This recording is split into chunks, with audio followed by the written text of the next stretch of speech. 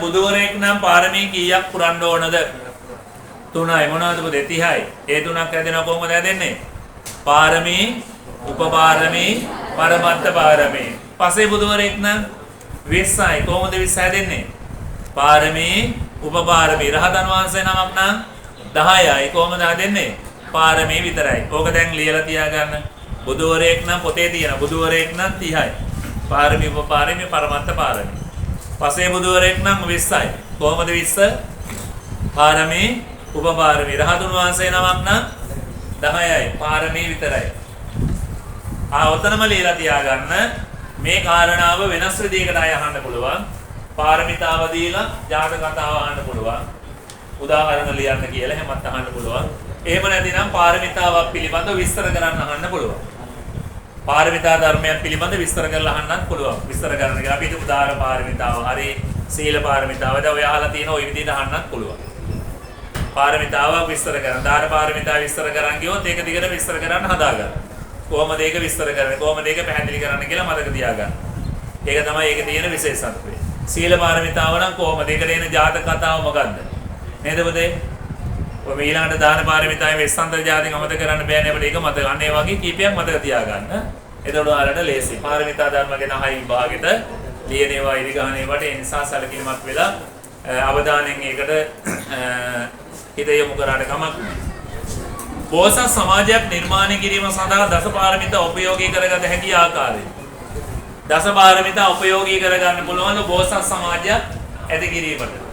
බෝසත් සමාජයක් කියලා කියන්නේ වැරදි තියෙන එකද වැරදි නැති එකද?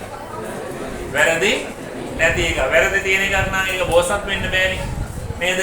බෝධිසත්ව ගුණෝපේත මේ පිරිසක් ඉන්නවා කියලා කියන්නේ වැරදි නෑ කියලා. එහෙනම් වැරදි නැති සමාජයක් නිර්මාණය කරන්න පාරමිතා උවමනා වෙනවද නැද්ද? උවමනා වෙනවා. එහෙනම් අපි පාරමිතා 10 මේක ලියන්නත් ඕන. පාරමිතා 10 ලියන්නේ නැතුව මේක මුකුත් කරන්න බෑ. පාරමිතා 10ත් එක්කම තමයි මේක අරගෙන යන්න වෙන්නේ. එතකොට බෝධිසත්වයෝ මේ සමාජය තුළ බෝධිසත්වයන් නිර්මාණය කරන්න නම් ඒක උවමනා වෙන විදිය අපි මේකෙන් එකින් එක උදාහරණ අරගෙන යන්න පුළුවන්. මේවා ඉතින් මම මේ ලෙසම එනවා කියන්නේ නෑ. හැබැයි ඉන්නේ කියන්නේ නෑ. මතක තියාගන්න මේ අසපත්තර පිළිබඳ පුළුල් අවබෝධ තියෙන අය සම්බන්ධ වෙලා තමයි මේ පේපර් එක හදන්නේ. ඉතින් මේකට පැය 3ක් තියලා උත්තර ලියන්න පුළුවන් නම් හරි. ඔයාලා උත්තර ලියලා පුරුදු වුණොත් ඒක ඔයාලට මට පුළුවන්කම තියෙන්නේ ලියනවා නම් පොතේ ලියන්න ඕන මොනවද කියලා දෙන එක පමණයි. ඔන්න මම ඒව තමයි මේ පැහැදිලි කරන්නේ. හරි. ඊළඟ එකට යමු. 5 සිංහලවා සූත්‍රයේ සඳහන් පරිදි බටහිර දිසා උපමා කරන ලබන්නේ කාටද? බටහිර දිසා උපමා කරන්නේ කාටද? කවුද මේ බටහිර දිසාවේ? ස්වාමී බාරිද මං අහනකොට දිසාවන් කියන්න. නැගෙනහිර දිසාව කාටද? දෙමව්පියන්. දකුණු දිසාව ගුරුවරුන්ට. උතුරු දිසාව යහළුවන්ට නැත්නම් මිතුරන්ට. ඊළඟට බටහිර දිසාව ස්වාමී බාරය අමසමියන්. උඩ දිසාව මහාන බමුණන්ට නේද? යට දිසාව සේවකයන්. කාටද මේ සිංහලවා සූත්‍රය දේශනා කළේ? සිංහල නම් ගෘහපදයක්. දිසා කීයක් තියෙනවද? 6ක් තියෙනවා. කාරණා කීයක් තියෙනවද? මේ දිසා 6ට අදාළ කාරණා 5 ගානේ ගත්තොත් ඔක්කොම 60ක් තියෙනවා. හැබැයි එක්කෙනෙකුට එක දිසාවකට විතරක් එක කාරණාවක් විතරක් වැඩි වෙනවා. ඒක නිසා 60 එකක් මේකට අන්තර්ගතයි. ඒක බලා ගන්න නම් කරන්නේ අනිවාර්යෙන් එනවා. ඊළඟ බටහිර දිසාවට අය සමාජ කණ්ඩායම් විසින් ඉටු කළ යුතු යුතුකම් 3ක් ලියන්න. ස්වාමියාගෙන් බිරිඳට, බිරිඳගෙන් ස්වාමියාටත් විය යුතු යුතුකම්. මම ඒකේ එක කාරණාවක් විතරක් කියන්නම්, අනිත් ටික ඕගොල්ලෝ හොයාගන්න. ස්වාමියා මෙන්න මෙහෙම වෙන්න ඕන, බිරිඳත් මෙහෙම වෙන්න ඕන. හොඳම කාරණාව නැත්නම් ඔක යුද්ධයක් නේ. මේක කියලා දෙන්න ඕන. ස්වාමියා අඹවන් කරා නොයා යුතුය. බිරිඳ පරපුරුෂයන් කරා නොයා යුතුය. දැන් තේරුණානේ. අනිත් මොකක් තේරුණ නැතුණත් ඕක තේරුණානේ. හරි ඉතිරයි. එහෙනම් ඒක දෙගොල්ලොන්ම තියෙනවද නැද්ද? ස්වාමියා තමන්ගේ බිරිඳ හැරුණකොට වෙන බිරිඳෑවරු දිහා බලාගෙන රහසිගතව සම්බන්ධතාව පවත්වාගෙන යන එක හොඳ නැහැ. ඒක ස්වාමියාටත් එකයි පිරිමි ළමයිටත් එකයි. එකක් තියාගෙන තව එකක් තියාගෙන ඉන්න එපා. එතකොට ඒක ගැටලුව. ඒතර ගෑනු ළමයිටත් කියනවා තමන්ට ඉන්න ස්වාමියා හැරුණකොට වෙන ස්වාමියෙක් සමග සබඳතා පවත්වාගෙන යන්න හොඳ නෑ නේද? එක්කෙනා එකා කියලා ඉන්නවනේ. එහෙමයි ඒක තමයි වෙන්නේ. නැත්නම් වෙන්නේ මොකක්ද දන්නවද? ඒකේ ගැටලුවක් නිර්මාණය වෙන නිසා ඒක විසඳන්න තමයි මේ කාරණාවෙදි කියන්නේ තමන්ගේ කාර්ය විය යුත්තේ මම මේ විදිහටයි එයා මේ විදිහටයි කියන කාරණා දෙක. ඔන්න මම දෙපැත්තෙම දෙකක් කිව්වා. ඒක ටිකක් තියෙනවනේ මොකද අපේ වගේ රටක සාමාන්‍යයෙන් ගැටලු ප්‍රශ්න ඇති වෙන එකක් තමයි ඔය කතාව. හරි. ඊට පස්සේ ඒකටම අදාළව ගත්තොත් මම නව ඒකේ තුන්වෙනි එක කියන්නම්. පෞල් සංස්ථාවේ සුරක්ෂිතතාව පිණිස අන්‍යෝන්‍ය වශයෙන් යුතුයකම් ඉටු කිරීමේ වැදගත්කම පෙන්වා දෙන්න. පෞල් සංස්ථාවේ සුරක්ෂිතතාවයේ පිණිස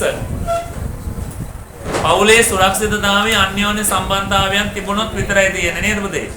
දැන් අම්මා තාත්තා අතර බැඳීම සදාකාලික පවතින්නේ ඒ දෙන්න අතර තියෙන සුහදත්වයේ ගොඩනැගිලා තිබුණොත්නේ.